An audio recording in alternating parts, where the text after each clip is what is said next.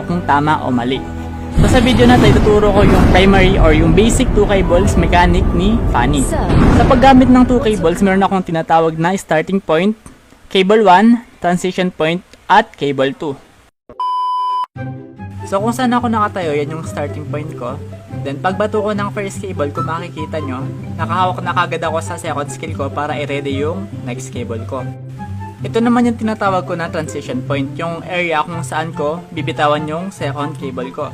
Importanteng malaman mo kung saan yung transition point mo kasi yung transition point yung magdidictate kung saan lilipad si Fanny. Bali from transition point papunta dun sa central point ng cable 1 at cable 2, yun yung area na dadaanan ni Fanny.